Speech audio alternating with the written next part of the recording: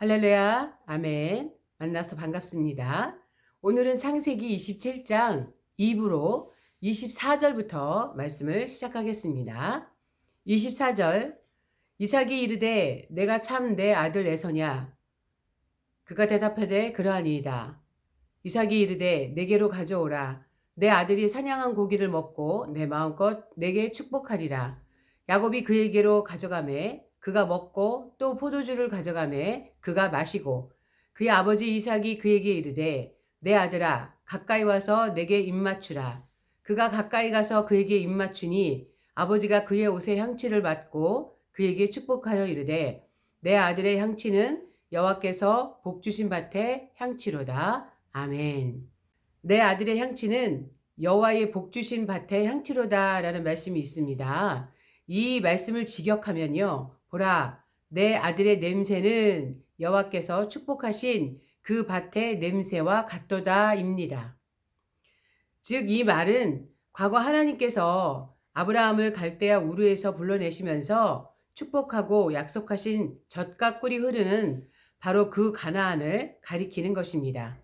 여기서 우리는 이삭의 축복이 단순하게 아버지가 자식에게 주는 유언이나 장자로서의 인정 정도가 아니라 하나님과 아브라함 사이에 맺어진 구속 언약적 차원에서의 신령한 하늘 축복이 계승되는 언약의 계승권임을 알 수 있습니다.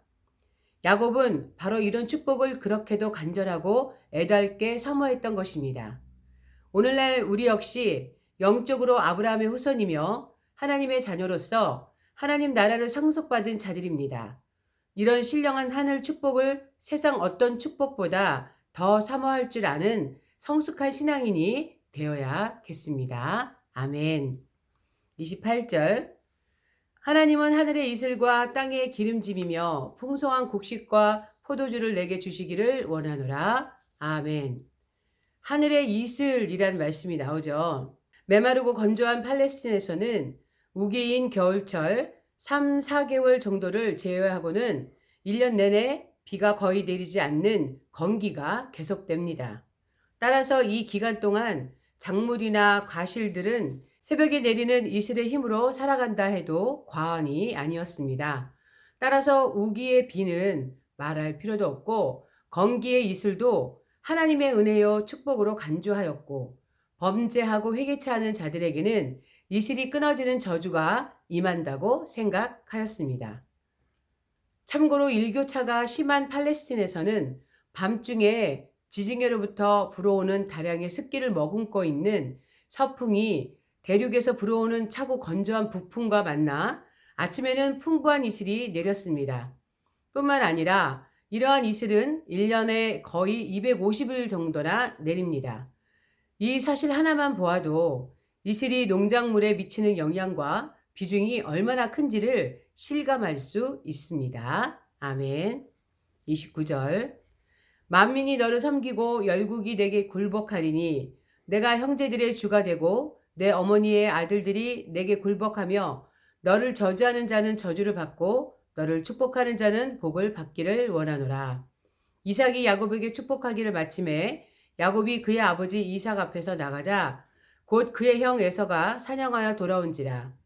그가 별면을 만들어 아버지에게로 가지고 가서 이르되 아버지여 일어나소서, 아들이 사냥한 고기를 잡수시고 마음껏 내게 축복하소서.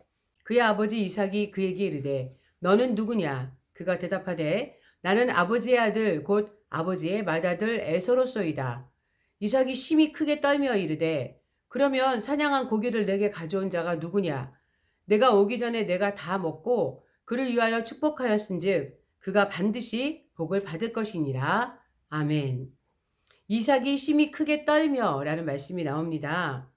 이런 이삭의 두려움은 다른 사람에게 잘못 축복을 베풀었다는 생각에서 나온 두려움이 아니라 자칫하면 하나님의 거룩한 뜻을 저버리고 다른 사람에게 축복할 뻔하였다는 생각에서 나온 안도의 전율이었습니다. 또한 25장 23절에서 하나님의 태중 예언이 떠올랐던 것입니다. 이제사 이삭은 에서에 대한 편애로 인해 잠시 멀어 있었던 영적인 눈이 바로 뜨이게 된 것입니다. 성도들은 항상 이런 경건하고 신령한 안목을 가지도록 노력을 해야 되겠습니다. 아멘. 34절. 에서가 그의 아버지 말을 듣고 소리질러 슬피 울며 아버지에게 이르되 내 아버지여 내게 축복하소서 내게도 그리하소서. 이삭이 이르되 내 아우가 와서 속여 내 복을 빼앗았도다. 에서가 이르되 그의 이름을 야곱이라 함이 합당하지 아니하니이까 그가 나를 속임이 이것이 두 번째니이다. 전에는 나의 장자의 명분을 빼앗고 이제는 내 복을 빼앗았나이다. 또 이르되 아버지께서 나를 위하여 빌 복을 남기지 아니하셨나이까? 아멘. 아버지께서 빌 복을 남기지 아니하셨습니까? 라는 말씀이 나오죠. 이러한 표현은 곧 에서가 아브라함과 이삭 가문을 통해 계승되는 하나님의 신령한 축복을 일부분 따로 떼어 남겨두거나 이리저리 나누어 줄 수 있는 물질 정도로밖에 이해하지 못했음을 암시해 주고 있습니다. 이처럼 영적 축복의 성질에 대해 바른 이해를 가지지 못했기 때문에 그는 하나님의 축복을 소홀하게 생각하였고 언약 가문의 장자의 명분도 아무 두려움 없이 팔았던 것입니다. 하지만 하나님의 궁극적인 축복은 물질에 있지 않고 영혼 구원에 있습니다. 이것은 전부 아니면 전무입니다.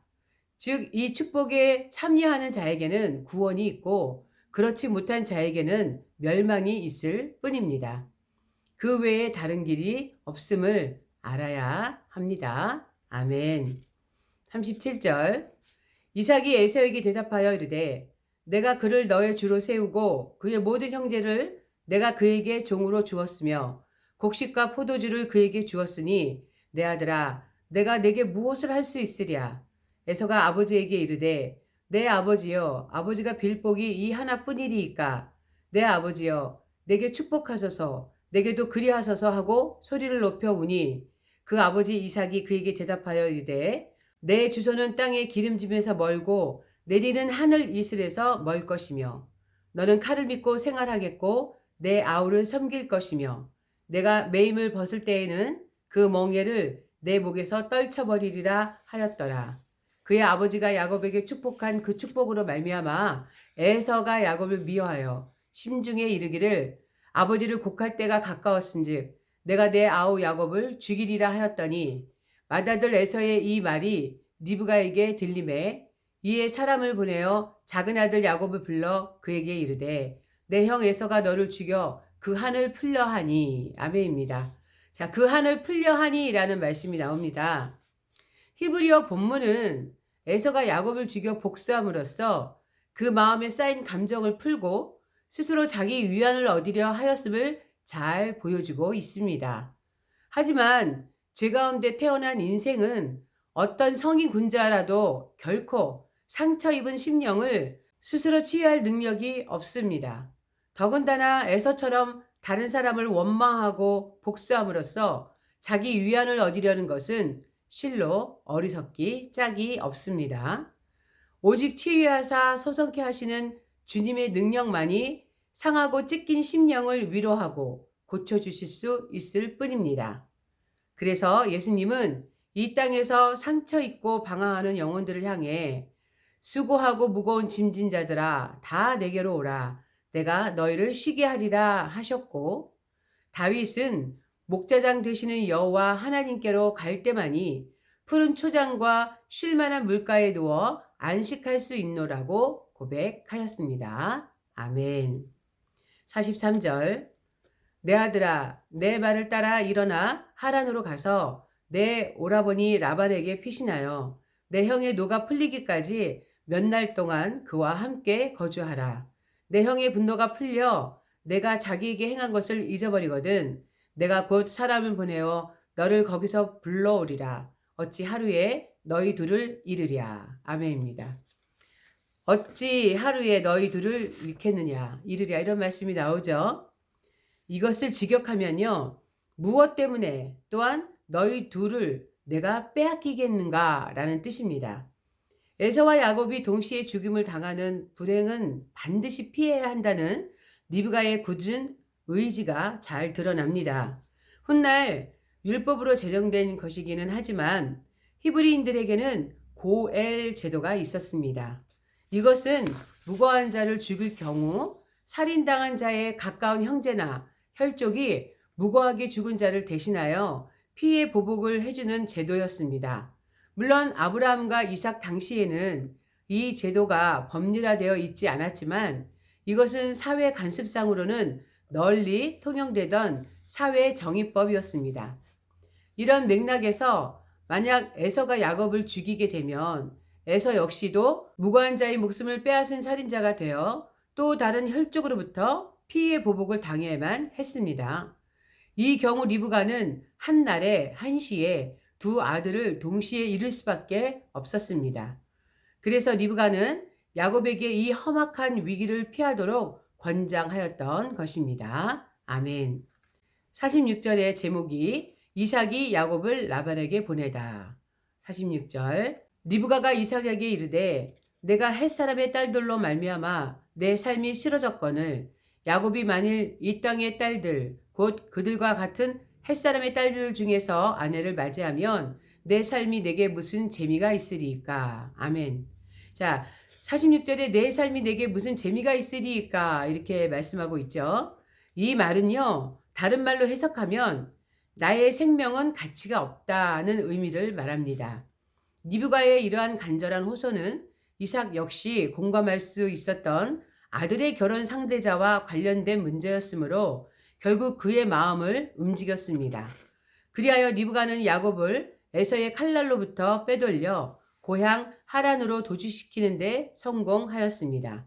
하지만 치밀한 계계와 비겁한 방법을 동원하여 눈먼 이삭을 속이고 언약의 계승권을 차남에게 돌린 이 엄청난 작전은 일순간 성공했고 또 그것으로 하나님의 섭리도 성취했지만 인간적 수단과 방법을 유감없이 발휘했던 리브가는 결국 야곱과 기약 없는 이별을 해야 했고 살아 생전에 두 번 다시 야곱을 만나지 못한 채 눈을 감아야 했습니다.